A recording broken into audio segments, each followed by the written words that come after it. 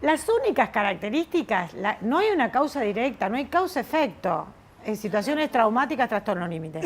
Como la constitución del trastorno tiene que ver con todos los elementos que conforman el esquema, claramente muchas veces hay esto que vos nombrás como el temperamento. O sea, la personalidad se construye a partir del temperamento del niño en interacción con sus criadores. Y sus criadores no son robots que vienen programados para hacer lo que tienen que hacer por un psicólogo. Digo, son gente que va reaccionando normalmente de acuerdo a eso y que además está atravesando un periodo de la vida.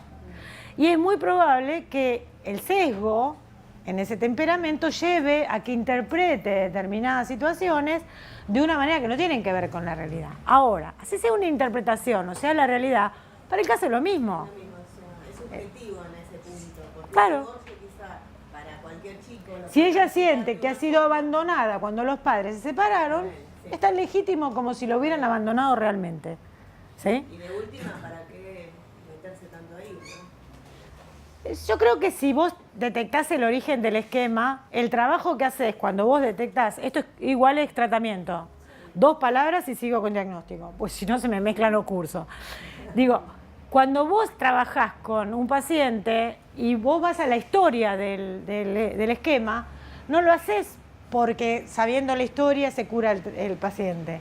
Lo haces porque empezás a despegar la expresión emocional de hoy de esa. Porque recuerden, ustedes que me pusieron cara de asco cuando hablamos del psicoanálisis, que el maestro Freud dijo que había una representación, palabra, que conllevaba una emoción tan vívida como cuando se había formado. Y esto es neurobiología, mis queridos.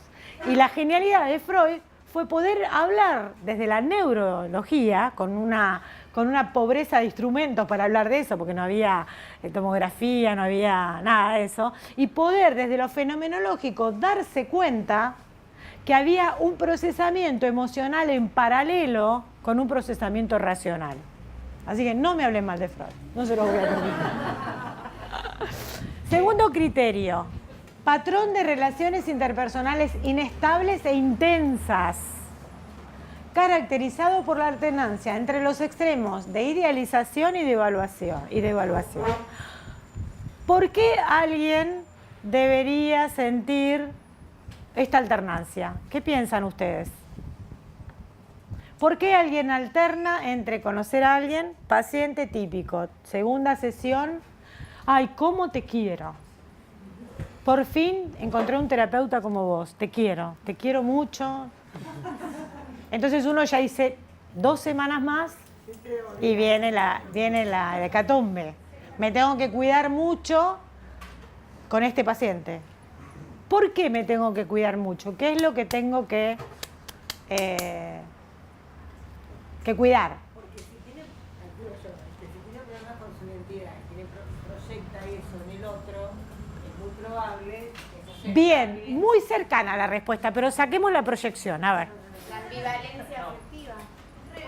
Porque así como se apega tanto, tan fuertemente, también puede haber como una reactividad o una manifestación. Bueno, la compañera habló de mecanismo de proyección, la compañera habló de fusión, ambivalencia, amor-odio, el compañero habló de apegarse y desapegarse. Claro. En esa constitución, en este aspecto cognitivo del esquema, nosotros tenemos ¿qué cosa? La tríada cognitiva. ¿Qué es la tríada cognitiva? Es la personalidad misma la tríada. La tríada tiene que ver con la idea del sí mismo, con la relación con los otros y con la idea de el futuro, la idea de futuro, ¿sí? Bien, entonces, nosotros como terapeutas cognitivos vamos a trabajar con las creencias nucleares. Las creencias nucleares son esa tríada, ¿sí? Las creencias intermedias y los pensamientos automáticos son modos de ingreso ahí, nada más, no importa, ¿se entiende? Son modos de ingreso. Lo más importante que constituye la personalidad son las creencias nucleares, ¿sí? Que además, lo importante de entender esto es que no es que el paciente las cree todo el tiempo. las cree fervientemente cuando está activado. ¿Se entiende lo que digo? Si no, la desregulación emocional no la entendemos. Por eso dice, yo puedo darle excelentes consejos a alguien, pero cuando me toca a mí no puedo hacer lo que le digo a otro. Porque cuando me toca a mí estoy activada. ¿Se entiende? Entonces, cuando aparece una figura nueva de apego, una probable figura nueva de apego, y la constitución endeble del sí mismo depende de la interacción con el otro, lo que va a hacer es un poco esperanzarse grandemente con esa posibilidad de que el otro lo defina. ¿Sí? Entonces puede leer positivamente la amabilidad como alguien que lo está validando, lo está recibiendo. ¿Sí? Ahora, como está atento a ser invalidado, a ser rechazado, porque es la historia de lo que conoce, ni bien aparezca algún dato que le habla de ese rechazo, de esa invalidación, como no tiene punto medio, ¿sí? Porque su procesamiento, como todo procesamiento emocional, es dicotómico, lo que hace es devaluar al otro, ¿se entiende? Pero todo eso se da en el transcurso de la activación emocional. De allí que nuestro rol como terapeuta es tan complicado. Porque nosotros activamos sus esquemas todo el tiempo, porque estamos construyendo una figura de apego para ese paciente. Si no somos figura de apego no vamos a poder conseguir nada. ¿Se entiende? Entonces, ese patrón de inestabilidad en las relaciones interpersonales está vinculado directamente con la desregulación emocional y con la inestabilidad en la idea del sí mismo. ¿Sí? Si además en este trabajo de armar una figura de apego, de tener un rol de apego con ese paciente, produce el trabajo de regularlo emocionalmente. Eventualmente. Sí, claro, es uno de los trabajos. Sería un buen indicio, una buena señal. Sí, tal cual. Sí, tal cual. Bueno, de hecho, las conductas de automutilación o los intentos suicidas decrecen en tratamiento. A expensas de una buena alianza terapéutica, sí, totalmente. O sea, cumple el rol que dice Jan de reparentalización limitada. ¿Qué es la reparentalización limitada? Proveer al paciente de aquello de lo que careció en su crianza, ¿se entiende? Entonces, en ese vínculo legítimo de confianza, cuando digo legítimo, ¿qué digo? Es vínculo paciente-terapeuta donde yo sé que tengo que jugar ese rol porque hay una carencia en la constitución del sí mismo. ¿Se entiende? Pero lo juego desde el lugar de terapeuta. No me lo llevo a mi casa. Lo juego desde el lugar de terapeuta. ¿Se entiende? Porque además eso de jugarlo desde el lugar de terapeuta le sirve a él para encontrar grados. ¿Se entiende? Y para poder diferenciarse del otro. ¿Se entiende? Todo ese trabajo es sobre esa relación. Por eso es tan importante en el trabajo con los trastornos de personalidad estar dispuesto a trabajar con uno. ¿Se entiende? Está dispuesto a ponerse uno en ese lugar. ¿Sí? En esta idealización inicial, cuando conocen una relación, por ejemplo, muchas veces pasan con las relaciones de pareja, esto de terminar de conocer a alguien y sentir que el otro lo aprecia, lo valora, lo escucha, porque está en la etapa de conocimiento, va a generar una idealización extrema del otro, pero también con el riesgo de un cambio drástico de pasar a la devaluación al menor indicador de rechazo o de abandono. ¿Se entiende? De hecho, se malogran las relaciones interpersonales en esta percepción exagerada de abandono o de rechazo. ¿Sí? Y la lectura frente a la percepción de que el otro no está prestando la atención suficiente que necesito es: no me quiere, me rechaza. Y ahí se activan los esquemas de apego. Por lo tanto, el modo de reaccionar a esa percepción va a ser el histórico, apegándose más o evitando seguir con la relación. Depende, ¿se entiende? Otro aspecto activador de estos cambios en la percepción del otro tiene que ver con la extrema inseguridad que siente el paciente límite, la hipersensibilidad a distintos activadores y las distorsiones cognitivas. Si yo no tengo una idea permanente y estable de quién soy, lo que va a aparecer es la idea de falso self, ¿no? O la idea de ser un farsante. Lo cual lleva a mantener un personaje para ser aceptado por el otro. Esto conlleva a su vez un esfuerzo dramático. Y también genera un efecto contrario al que se quiere, porque el otro percibe esta actuación y no la lee como una necesidad, la lee como algo que no le gusta, ¿se entiende?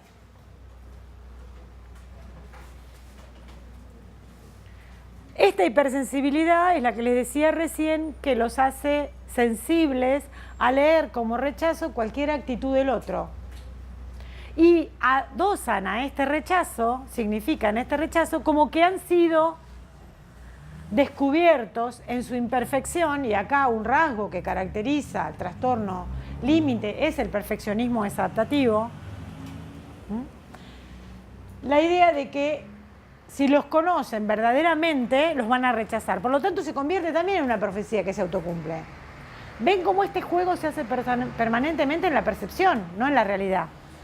Además, este ideal de ser perfecto para ser querido, realmente. Exactamente, exactamente. Está aceptados, queridos, bien, bien.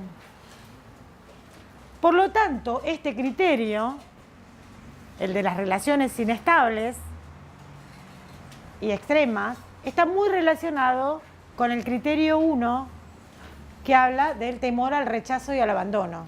Otra cosa que les mencionaba anteriormente es la tendencia a significar de manera personal, o sea, personalizar las reacciones del otro, leer a las conductas y a los dichos del otro desde un extremo de personalización. ¿Se entiende?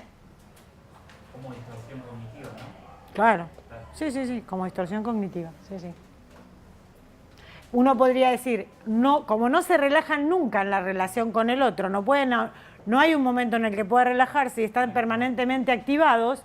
Cuando estás activado emocionalmente, todas las distorsiones cognitivas se ponen en juego, y una de ellas es la personalización. ¿Sí? Si vos me preguntás algo en la clase y yo no te contesto, mi conducta es tan disruptiva que lo primero que vas a pensar es que es a vos que no te quiero contestar. ¿Cuál es la diferencia entre un trastorno y una personalidad flexible? Que a medida que va pasando el tiempo va pensando que hay otras razones por las que yo pude no haberle contestado.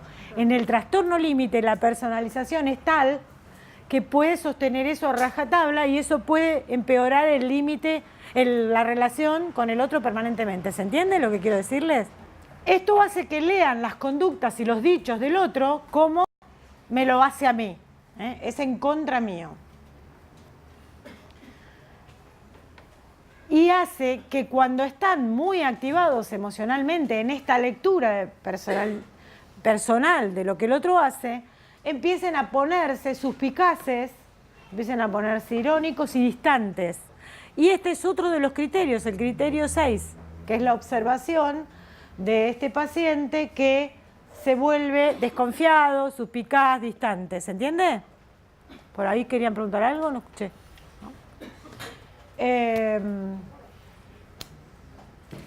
Llegando a interpretar todo lo que los demás, todas las conductas de los otros, los dichos de los otros, a partir de la propia percepción, de lo que ellos piensan o sienten. Y esto está vinculado con lo que hablábamos anteriormente de la capacidad empática. ¿Sí? Muchas veces uno en la relación con alguien puede encontrarlo triste, puede encontrarlo apático. No siempre eso tiene que ver con la relación con nosotros. Es muy difícil en el trastorno límite hacer esa disquisición entre lo que tiene que ver con él y lo que tiene que ver con el otro. ¿Se entiende? Por eso se hablaba desde algunas teorías de la fusión, ¿sí?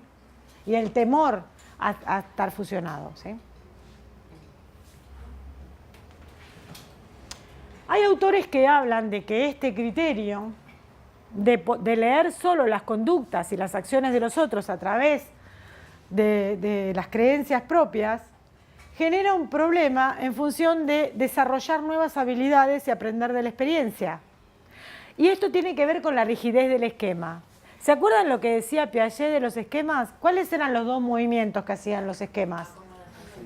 Bien, asimilación y acomodación. ¿Y con qué tenían que ver esos dos movimientos? Adaptación.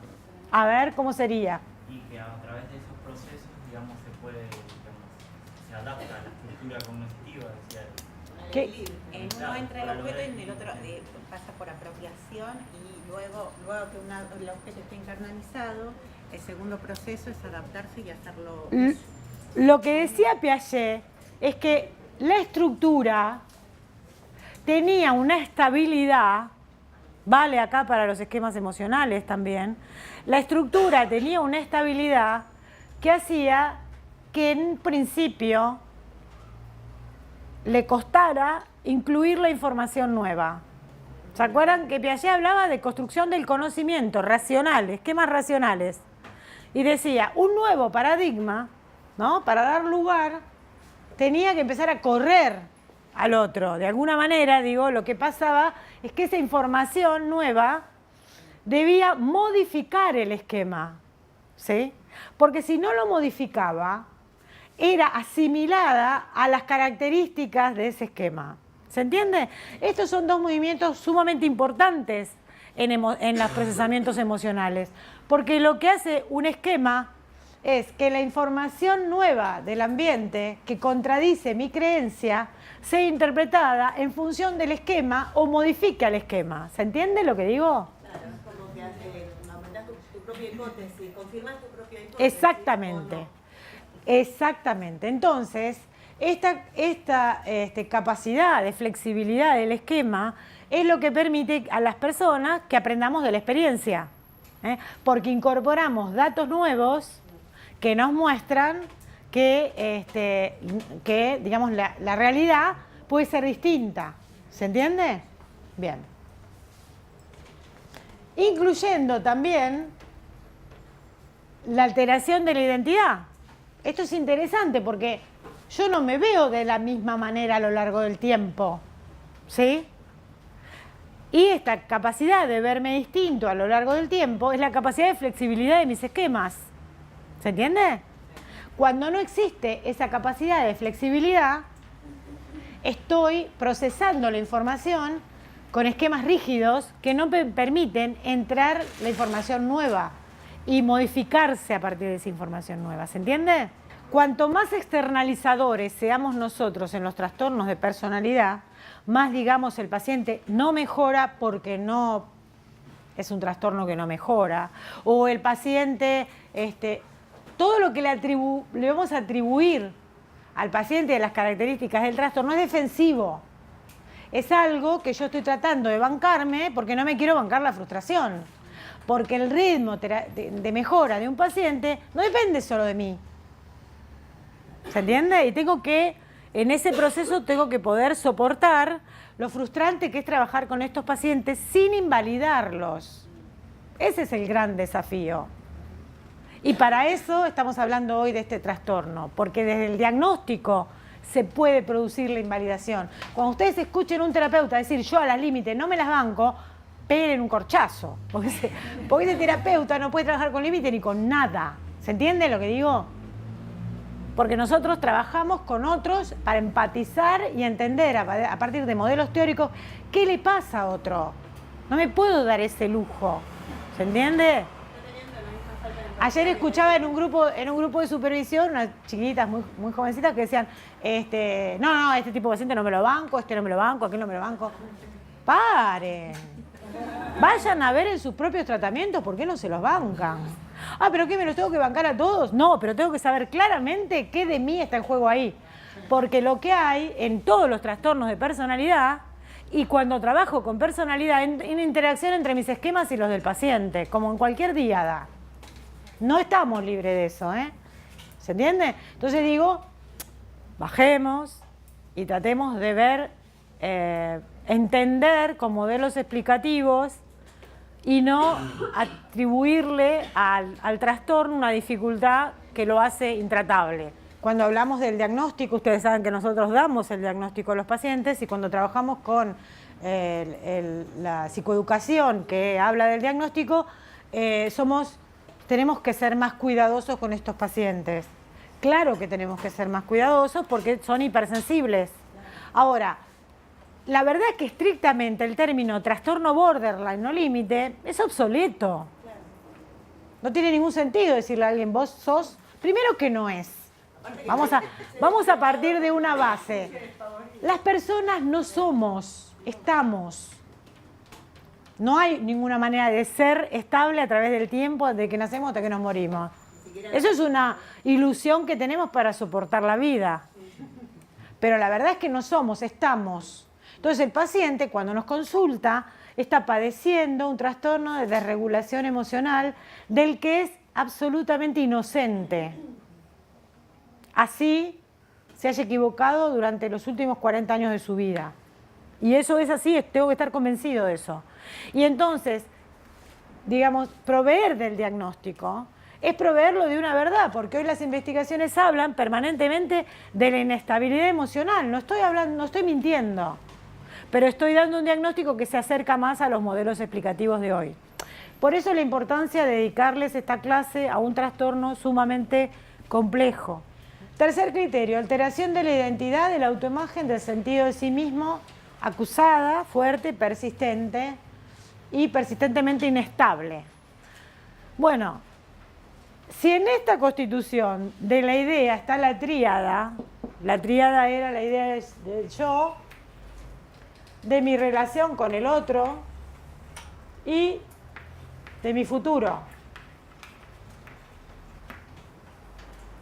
Si en esta tríada está mi relación con el otro y mi constitución de quién soy es a partir de la significación que me da el otro,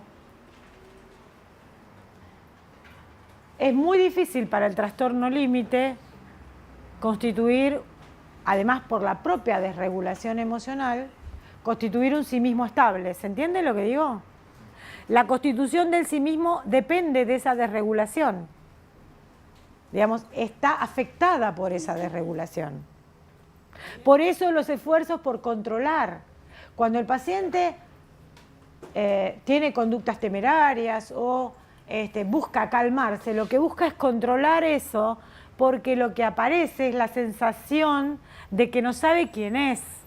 Es muy frecuente que el paciente con trastorno límite hable de sus cambios de la idea sobre quién es, los cambios que sufre de la idea de quién es, los cambios en los proyectos de vida, como si no tuviera un hilo conductor en eso, y haga cambios drásticos en el sentido de quién es y hacia dónde va.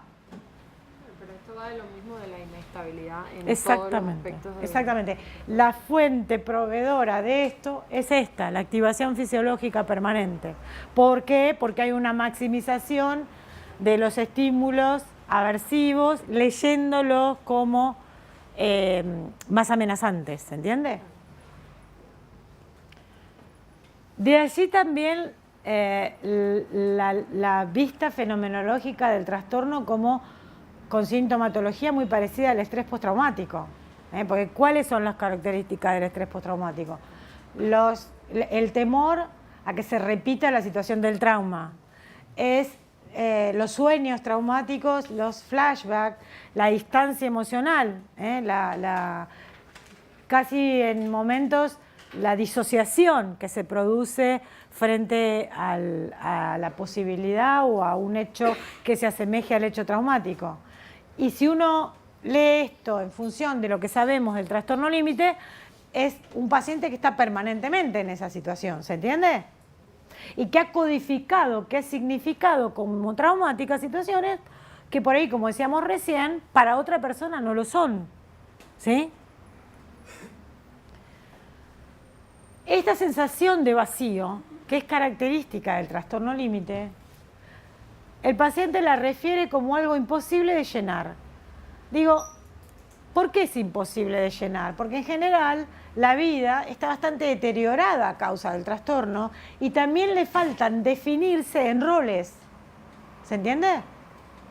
Lo que ayudaría a completar esta cuestión de identidad, que sería a través de qué cosas se nombra a sí mismo, Uno podría decir, bueno, cualquiera de nosotros que nos pregunten quiénes somos, vamos a nombrar algo que hacemos o algo que nos caracteriza. Es muy difícil definir quién soy. ¿Se entiende? Voy a definirme a través de los roles. Estos pacientes, a causa del estilo de vida que han tenido, tienen muchas dificultades con esos roles y con esos desarrollos. Por lo tanto, tampoco les ayuda eso a poder definirse y reconocerse. ¿Se entiende? Y aparecen como muy fragmentarios en este punto. ¿Sí? Yo tenía una paciente que desde los 50 años, la mitad del día lo pasaba en la cama. Solo sostenía un trabajo a la mañana, que era docente con tareas pasivas a la mañana, porque sabía que si no, no se podía jubilar. Y a las 12 del mediodía, cuando salía del colegio y iba a la casa, se metía en la cama hasta el otro día a las 7 de la mañana. Con eso conseguía la estabilidad emocional. Ahora puede decir, bueno, lo que yo observo fenomenológicamente es que sí, tiene menos explosiones que antes. Ahora, el costo con el que consiguió esa estabilidad... Cristaliza, digamos. Claro. Pero, perdón, ¿ella eso lo veía como un costo o lo había normalizado? Digamos? No, lo veía como un costo, pero no veía opción. Ok.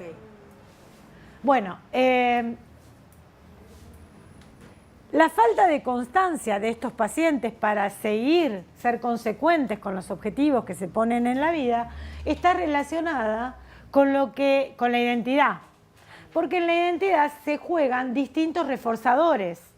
Quiero decir, ¿cómo se construye la autoestima? La autoestima se construye a partir de la percepción de mis conductas como eficaces para obtener los objetivos que busco. ¿Se entiende? ¿Sí? Si yo la percepción de eficacia la estoy regulando a través de la aprobación o desaprobación del otro, entro en un problema. Porque el otro no es constante en la aprobación y desaprobación. Nunca. Entonces, está estudiado que es mucho mejor para cualquier persona el autorreforzamiento que el reforzamiento de los otros. ¿Sí? Por eso muchas veces los pacientes más autonómicos tienen muchos más desarrollos más interesantes en la vida que los pacientes más sociotrópicos, ¿sí? Porque los sociotrópicos dependen más de la mirada del otro, ¿sí? Ahora, siempre hay una conjunción de los dos esquemas, siempre en cada persona hay de las dos cosas, sociotropía y autonomía, pero lo que uno ve en los más autonómicos es que por ahí fallan en las relaciones interpersonales, pero son mucho más eficaces en los desarrollos personales, ¿se entiende? Puede que les importe menos y puede que no. Puede ser alguien que sufra porque no desarrolla habilidades sociales y que no vea esos logros personales como importantes, no siempre. Eso depende de cada caso. Entonces, esa falta de constancia, esa necesidad de ir saltando de actividad en actividad, está directamente relacionada con la inestabilidad en la constitución del sí mismo, que a su vez está absolutamente relacionada con la desregulación emocional. ¿Se entiende? De allí la pegada de la teoría y la práctica de Marshall Linehan, porque apunta a la base del problema. ¿Se entiende? Esto de la constitución del sí mismo llevó a algunos teóricos, como Helen Deutsch, a describir a un grupo de pacientes a los que denominó personalidades como sí, o personalidades de falso self, que tendían a adoptar características de personalidad que suponían que iba a agradarles a los demás. ¿Vieron esas personas que a veces dicen yo pienso distinto según con quién estoy y según lo que me dicen? O dice soy muy influenciable. Esa es una expresión de esta característica de personalidad que podría no ser patológica cuando se trata de ámbitos donde ser influenciable no estaría bueno. ¿Se entiende? Que alguien sea influenciable y pregunte, che, ¿qué vas a comer vos? A ver qué como yo en un restaurante. No tiene tanta importancia como cambiar de carrera o de profesión porque encontré a otro que me contó lo copado de su profesión, ¿se entiende? Por eso digo, es importante pensar que en la personalidad hay dimensiones y, digamos, aspectos donde es adaptativo o desadaptativo que se exprese determinado rasgo. ¿Se entiende?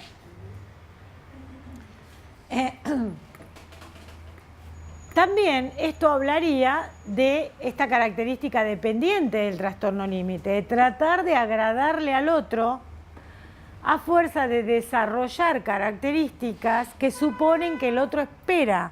¿Se entiende? Estas personalidades como sí, o esta falta de consistencia en la identidad, está relacionada con el criterio 4 que habla de impulsividad en al menos dos áreas potencialmente dañinas.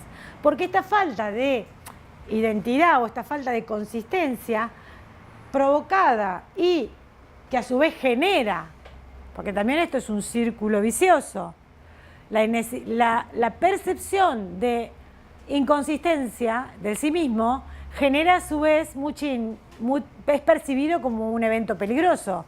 Entonces a su vez activa más la respuesta fisiológica y esa respuesta fisiológica hace que genere más inconsistencia. ¿Se entiende lo que digo? Entonces el modo muchas veces del resolver el malestar emocional es a través de la impulsividad, conseguir algo que rápidamente me regule. ¿Sí? Cuando un niño frente a una frustración desarrolla una rabieta, lo primero que hace es tener un objetivo y después se desregula, después no puede bajar. ¿Se entiende? En principio hace la rabieta para que le compren lo que quiere en el kiosco y después la rabieta le dura 1 hora porque no puede autorregularse. Por eso lo mejor no es sermonearlo y explicarle por qué no podemos comprar golosinas, todo lo